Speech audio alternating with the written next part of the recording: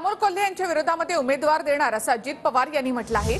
शिरूर लोकसभेची जागा जिंकणारच अजित पवारांनी खुला चॅलेंज दिलंय। निवडणुका जवळ आल्यामुळे यांना पदयात्रा सुचतायत अशी टीका देखील अजित पवारांनी केली। शिरूरमध्ये त्यांना तळ ठोकावा लागला तर ती माझ्या कामाची पोचपावती असेल असं उत्तर यावर डॉक्टर अमोल कोल्हे यांनी दिलंय।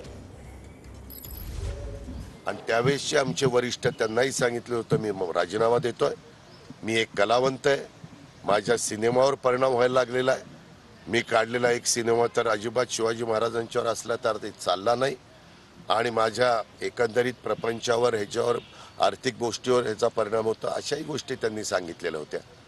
मी हे कधी बोलणार नव्हतो, परंतु आता यांना आता उत्साह आला, निवडणूक आल्यात ना जवळ, त्याच्यामुळे एक एक पदयात्रा विदयात्रा, कोणाला संघर्ष यात्रा सुस्ती, कोणाला पदयात्रा सुस्ती चालायचं।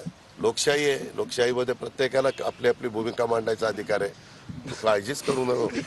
इथं दिलेला उमेदवार मी आज तुला सांगतो की निवडूनच आणून दाखव। आता राजकीय भूमिका त्यांनी बदललेली आणि ही भूमिका बदलल्यानंतर 100% त्यांना त्यांची भूमिका करावी लागेल। तुम्ही जसं म्हणता तशा पद्धतीनं जर तळ ठोकून राहावं लागत असेल तर मला वाटतं ही माझ्यासारख्या सर्वसामान्य कुटुंबातल्या कार्यकर्त्यासाठी ही पोचपावती आहे की इतक्या मोठ्या नेतृत्वाला जर तळ ठोकावा लागत असेल तर याचा अर्थ कुठेतरी बरं काम केले म्हणून तर तळ ठोकत असतील। इतकी साधी गोष्ट आहे।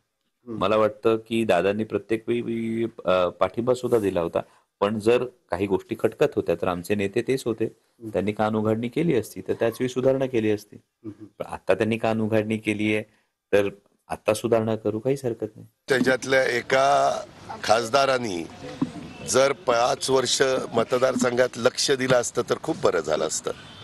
त्यातला एक खासदार 1-1.5 वर्षापूर्वी माझ्याकडे आलेला होता, मला राजीनामा द्यायचा, त्या खासदाराला उमेदवारी मी दिलेली आहे। त्या खासदाराला निवडून आणण्याच्या करता जीवाचं रान मी आणि दिलीप वळसे पाटलांनी केलेलं आहे। त्यांना खासगीत असं बोलवा आम्हाला समोरासमोर, आता त्यांचं चाललेलं आहे सगळं। आदरणीय दादा हे मोठे नेते आणि दादांची खासियत आहे की दादा बोलले तरी बातमी होते, दादा नाही बोलले तरी बातमी होते।